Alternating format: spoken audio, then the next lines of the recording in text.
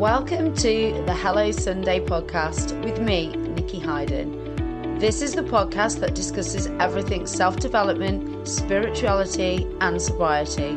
And it wouldn't be me without a little sprinkling of humour.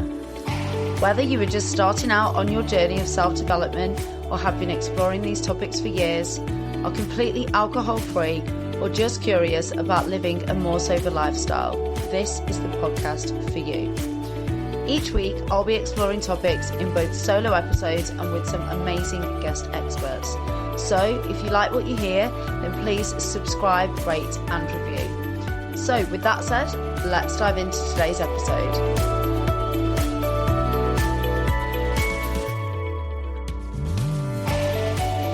Hello, hey, welcome back to another episode of Hello Sunday. I'm going to be real, this is a bit of a pre-record. The reason being that the week that I'm meant to be normally recording this episode, we're actually having new windows fitted on our house. Anyone that knows me personally will know that these windows, 25 years old, have been the bane of my life since we moved into this house. They let all the cold weather in, they're noisy, we can hear all the traffic outside, so I'm hoping that I'm going to look back and realise what an amazing experience it was and that there was minimal disruption and that they've absolutely changed my life. But I just didn't want to risk recording with many tradesmen in our house and banging and background noise and all that sort of stuff. So I am recording this ahead of time. I hope that the comments about it being life-changing age well. But we'll see, and I'll keep you updated in future episodes. But welcome back. Thanks for listening again. I'm going to cover a topic today that is probably the most talked about, requested, just generally commented on topic when talking about sobriety or cutting back on alcohol. And that is, how the freaking hell do I do this when all my friends and family drink? Which is a comment that I get quite a lot. I think when I'm talking to people about either cutting back or going sober, there's either one of two responses. They're either, oh, how boring, how do you have fun? Which, let's be honest, if that's the comment, then they're probably not considering doing it themselves and they're not my people. Or certainly not my people that this podcast is aimed at anyway. Or they are, and actually I get this more often than not now, especially in people that are kind of more my age, it's really inquisitive and really curious and really, the comments are generally, oh, it's something that I've actually been wanting to do or thinking about doing or been curious about. However, how do you cope with social occasions and with friends and family? So we're going to talk about that a little bit today. I'm going to keep it fairly short because I don't want it to get merged by other topics. There's so much around this that we can talk about.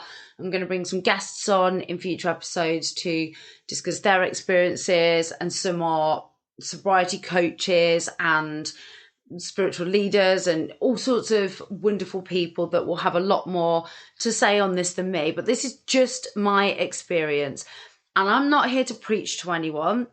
I am not here to tell anybody what they should do or to say there's a right or wrong way to do this. God, Jesus, I only entered into this myself this year, but I've got my own experiences and they're recent experiences. And I've also come from a place of being a real party girl, loving going out, real social. I'm not somebody that has had a real dependency on alcohol. So I think a lot of the people that I speak to regularly about this sort of stuff they tend to fall into the similar category. And if you have got a dependency or you are an alcoholic or think you might be, please do seek the advice of a professional before stopping alcohol, because it can have really serious medical ramifications. I'm not a doctor. I'm not a medical professional. This is purely my experience. So I stopped drinking or certainly entered into a period of 100 days of sobriety at the start of this year because I was launching a business. And I'd actually read a book, and I think it was towards the end of last year, called Do Less. No, it wasn't called Do Less. That's an absolute lie. I have read that book. It was called The One Thing. And the one thing, it's a book that is based on taking one thing out of your life or changing one thing in your life that will have the biggest impact. So for some people, that might be social media scrolling, which I know we're all kind of guilty of. So that could be something, or it could be healthy eating, it could be exercise. For me, I'm okay with most of those things. There's definitely room for improvement. But I knew the one thing that would change my life, help me fulfill my potential, and give me time back, give me a lot more freedom, was alcohol. Now, like I say, I've never had an alcohol dependency, definitely have a social dependency or had a social dependency on it, which I'm pretty sure most people can relate to, especially in the UK. But from a medical, physical perspective, I've always been able to stop. So I knew it would be safe to do so. And my alcohol consumption was very much, it was binge drinking focused. I wouldn't say I was an all or nothing drinker, but I was certainly somebody that would drink every weekend, whether that be 2 or 3 glasses of wine on a Friday with my husband, or whether it be a full night out and then a whole day in bed recovering. Every weekend without fail, I would be drinking. And again, I think a lot of people can relate to that. And I find it really interesting that when you tell people that you've given up alcohol or you've had periods of elongated sobriety, they normally ask questions like, well, how much were you drinking? And it's almost like a mental comparison in their mind to say, oh, well, I'm not drinking that much, so I don't need to do that. You don't need to be an alcoholic. You don't need to have a dependency to know that alcohol is not something that is a positive impact or positive influence on your life. And it definitely wasn't for me. There were times when I would spend the whole of Sunday in bed hungover. There were times where I'd drink the same one week and be fine the next day. There was no rhyme or reason to it. But what I knew was on a Monday, I was getting up and I was sluggish and tired and not firing on all cylinders. And it was because I'd had a drink at the weekend. And starting a business, I didn't want to look back and know that I hadn't been as successful as I could have been. Or the worst case scenario was it fails because of alcohol or because I hadn't done everything in my power to make it a success. So those were my reasons. I'd been thinking about it a little bit before that anyway. I would regularly go down to see my parents in Birmingham and go to the pub with my dad. We'd then go back to the house. We'd probably share a bottle of wine. I might have a brandy with him. I didn't want every occasion to be based around alcohol, or not even based around alcohol, but to involve alcohol and need that social lubrication. And then launching the business was kind of the catalyst. So those are my reasons. You will probably have your own reasons. You may be thinking about it. You might have done a period of cutting back or completely going sober. Everyone will be in a different boat, but that was my story. So a few weeks ago, I heard a podcast, and it was the High Performance Podcast, and it got a guy on it called James Clear. And James Clear is, if you don't know, the guy that wrote the book Atomic Habits. It's a phenomenal book. I'll link it in the show notes. And Atomic Habits is all about breaking and creating habits for success, whether that be creating a fitness or a gym routine, whether it be healthy eating, whether it be the habit of reviewing your day, or whatever that habit might be for you. The book uses processes and talks you through kind of like the science and the neuroscience of breaking and creating habits. And what James Clear was saying on this podcast was really, really interesting. And I thought it was so applicable to alcohol and to the question that I get a lot about what do you do about friends and family? How do you handle the comments? How do you handle not feeling included? So what he was saying was, a lot of the time there will be social constraints and social environmental factors that will affect people's ability to make and break habits, or will impact on the ease of making or breaking a habit. So he was saying you might be able to do a habit for a day, a week, a month, But if that habit goes against the grain of the groups that you're around, so if it creates friction with the people that you're surrounded by, then it is really hard to overpower that friction for a long period of time. So I guess that could be, let's say all your friends eat junk food and you always have like pizza nights and drink alcohol, and you want to create a gym routine and a fitness routine that means that you just can't really be can't partake in those activities or those habits if you want it to be a success. You can't have your cake and eat it, literally. If you're around those friends all the time, it's going to be really hard to do that, because unless they're also on board, that is a habit that takes a lot of commitment, and being in that kind of social environment can mean that it's hard to overpower what you're used to and what your friends or your family or the people around you are used to doing, and just kind of those social expectations.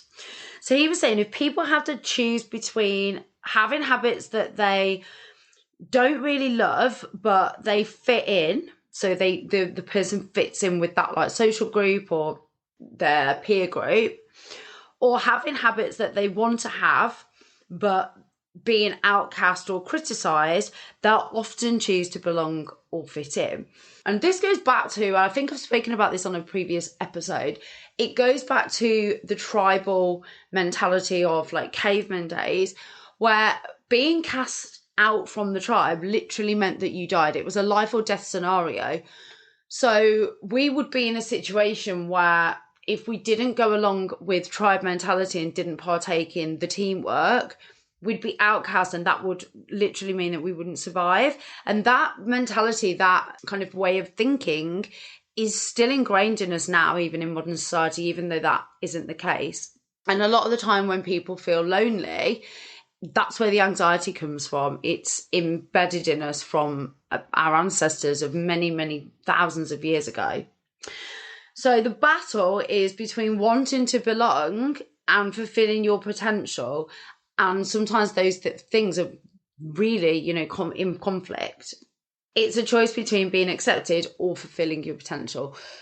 And for me, it was true. So like I say, my family and my friendship group are, I wouldn't say all my family are big drinkers, but definitely my dad is. And my friendship group certainly has a lot of emphasis on alcohol, in terms of we would normally meet up to celebrate birthdays at bars, or, we do other stuff, but generally if we were going to do a big occasion, it would involve alcohol. So the choice that I made to go sober for 100 days meant that some of those things were going to be, I was either going to have to miss out on them or I was going to have to embrace them being sober.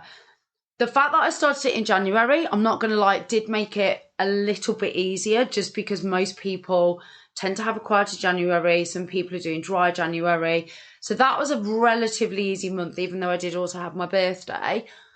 But 100 days is a long time in a calendar, regardless of what months it is. There's always going to be social occasions and social settings and things that, play into your decision. And there's never a perfect time. I think I said this on my 10 top tips, which if you haven't listened to, that'd be a really good episode to go back and give a listen.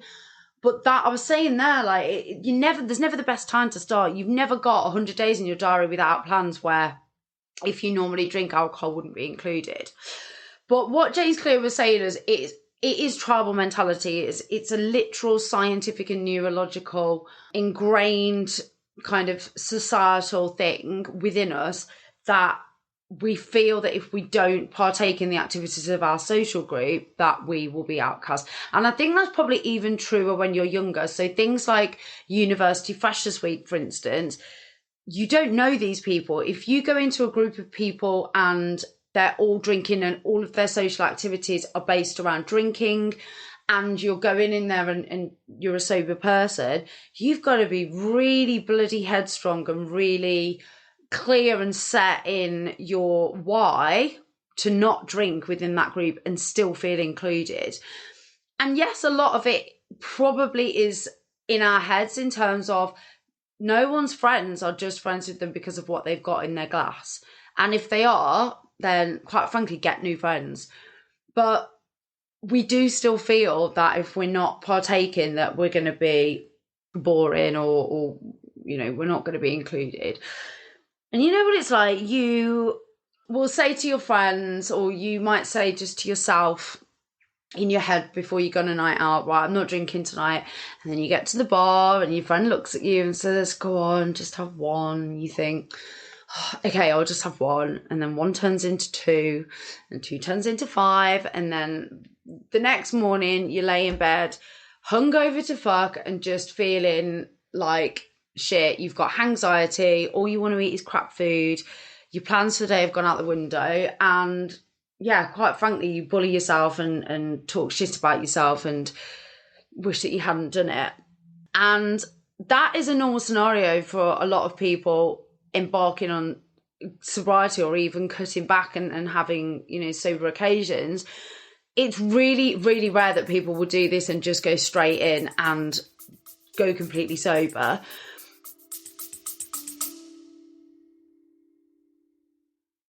For those of you that are regular listeners to the show, or maybe you know me personally, you won't have been able to get away without hearing me talk about Simprove. Simprove is a scientifically backed, water-based probiotic drink. You drink it daily and it has been scientifically proven to help with things like bloating, IBS symptoms, pain.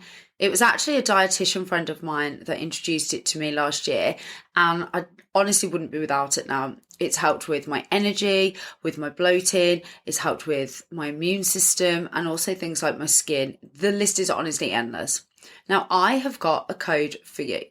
So if you'd like to try Simprove, you can get 50%, that's a massive 50% off your first 3 month subscription by going on to simprove.com and putting in the code Nikki50. That's NIKKI 50, or clicking the link in the show notes. It's more common that you will have nights where you will try to not drink and you'll end up drinking. But each one of those, and like I said at the start, like I have done this consciously this year, but each one of those will generally get you closer and closer to total sobriety if that's your aim. Or for me, it's just meant that I've had like longer and longer gaps in between, because each time I've drank, there's been less and less reason for me to want to drink the next time. Even though they've been kind of conscious occasions, it's just made me realise that actually alcohol doesn't bring any more value to the night. I could still have just as much fun with my friends and family without alcohol. And actually the nights that I've not drank, I've had more fun because I've remembered it. I've felt fresh the next day. I haven't felt disappointed in myself. So the journey's not linear. It's never, ever linear. And you can be as headstrong as you want, and people are going to have an opinion. They are going to, especially if you're the first person in the group to have done this or to have even spoken about it. And I think that's also something that I wanted to touch upon, is you don't have to give yourself a label with this. A lot of the time people will not even tell their friends that they're not going to drink. And that can go one of two ways. For me personally, I did tell people just because I felt like my reason was a really valid one. Not that you need to have a good reason. It's got nothing to do with anyone else. But most people were really supportive because it was to launch my business. I don't know if I'd have said, I'm just not drinking because I'm trying sobriety, whether I'd have got the same feedback and comments. I'd like to think that I would. But I think not labelling yourself, or if you do, just saying, I'm trying this for a month. Maybe Sober October is a really, really good one. I'm trying Sober October, and then if it comes to November, I did a month and I really enjoyed it. I've got loads of benefits from it. And if your friends are supportive, they're going to want to socialise with you. They're going to want to go out with you regardless. But if you think that you might get some stick, then you don't need to tell anyone. You can go to the bar and order a Diet Coke or order a mocktail or an alcohol-free beer and pretend that you're drinking, and nobody needs to know. It really depends on the situation. I think I've been quite lucky in the support that I've had, because maybe because of my age and because a lot of people in my group have got children, or they're thinking about doing something similar. They're at a point maybe in their professional life where they don't want to be drinking anymore. There's loads of different reasons and I guess lifestyle choices that play into this. But not labelling yourself can sometimes make it a bit easier to stick to, and for other people to give you less stick if you are worried about that. So I'm just trying it for a month, or I'm just doing this weekend, or I'm just not drinking tonight, can often be a really good way to start and to just get onto that kind of sober bus, if you like. So that for me was a really useful one, just saying, right, I'm doing the 100 days. And then since then, it's just become more common knowledge that generally I don't really drink anymore, that there might be occasions where I consciously make that decision, but yeah, it's just not even really spoken about anymore. I think the other thing that I would always advise is having plans the next day. That's a really, really good way of cutting the night short, or of letting your friends know that you're not going to be staying out all night. It also, in your mind, especially if they're plans with someone else, gives you a really good reason to not go overboard or not even touch that first drink. I would say the first hour of any social occasion or any night is normally the part that's the hardest.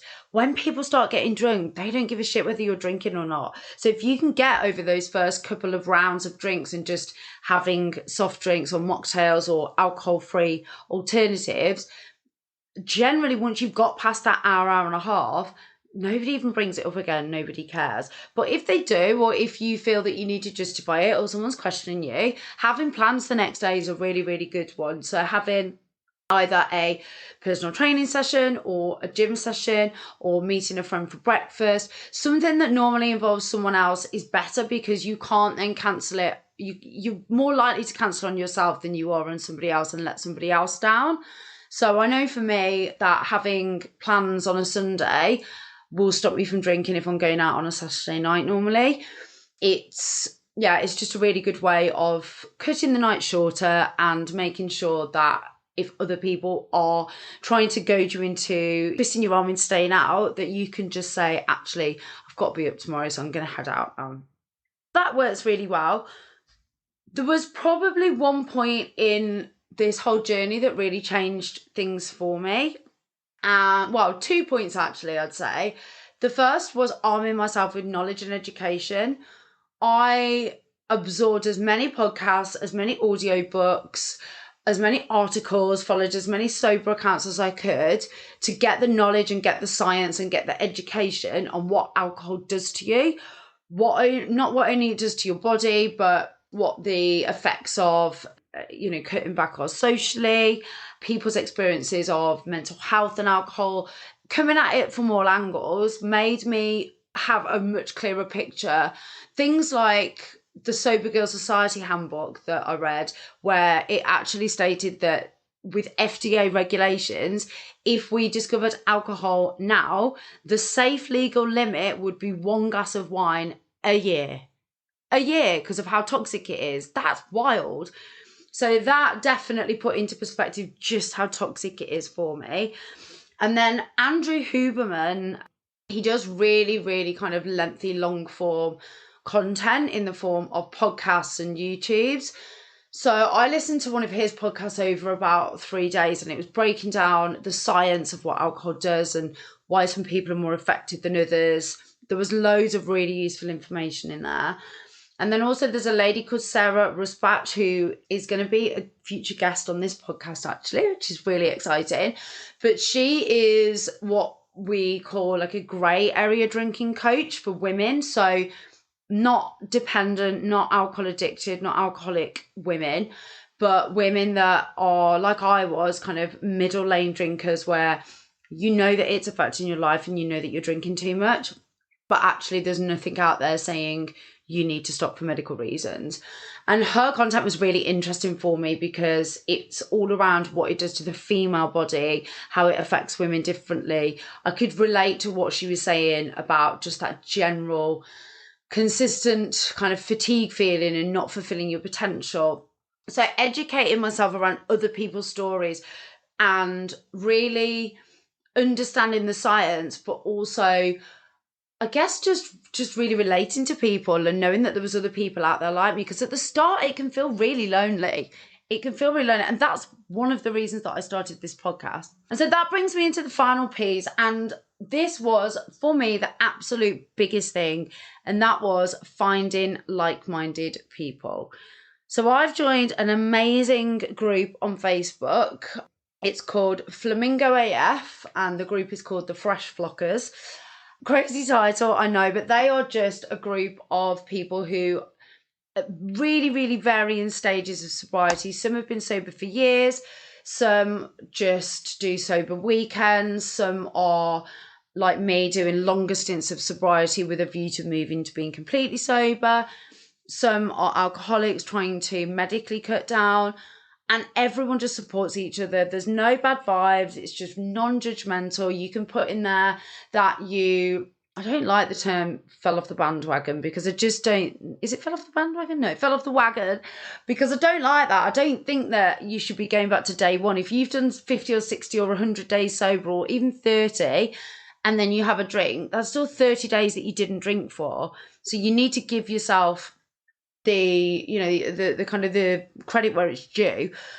But they are so supportive, and it just makes you feel like, on a Saturday night, for instance, when I've been sat at home and my husband's been out and I've really not wanted to drink, but I've been craving, I've written in that group, and they basically come back and said, look, go and get some alcohol-free alternatives, run yourself a bath, get some nice food. Given me really, really solid sound advice, and just made me feel like I'm not on my own. And I think that, to me, is one of the most important things in all of this. If your friends and family aren't there yet, or they don't intend to be, you need to find people that are. You need to find people in the same mindset.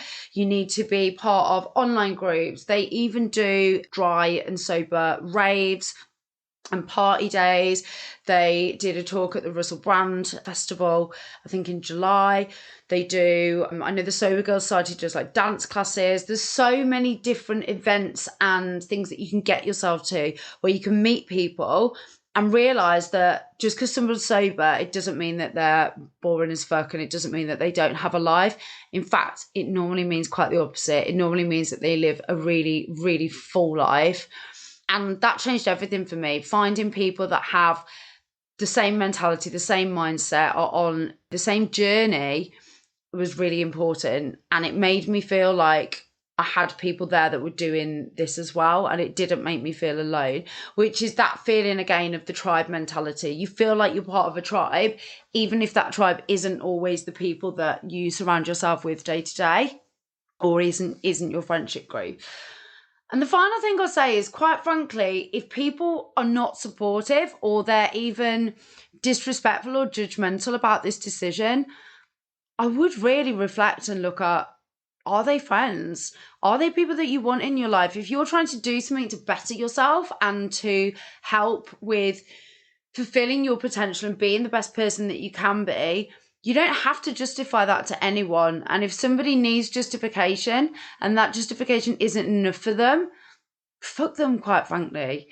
They don't need to be positive about this. They don't need to be respectful about this.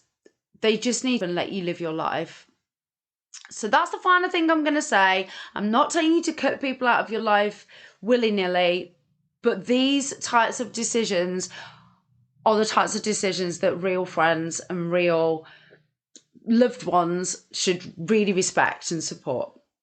And also, the other thing that I wanted to add is, normally when people are calling you boring, or saying that you're no fun, or trying to goad you into just having that one drink or that one night out, it's normally because Thanks for listening. You can find us on Instagram at Hello Sunday Pod, or you can email us on hellosundaypod@outlook.com. Have a great week, or haven't got the strength to do. And rather than actually admit that, they'd rather you stoop down to their levels, or you continue with the behaviour that they are happy just accepting. It's holding a mirror up to people, and people don't like it when you do that. And that is something that is really difficult to recognise, because if you're the odd one out, in inverted commas, then you're going to feel like the things that everyone else is saying about you could potentially be true, when actually, in reality, 9 times out of 10, when people have been asked or they've reflected on it, it's got absolutely nothing to do with the person that they're talking about, or that they're aiming the conversation or the insults at, and everything to do with themselves. So thank you for listening today, and I hope you all have a fantastic week. Any questions, any suggestions, anything that you want to discuss about this, the socials inbox and email, as always, is open, and I will see you next time.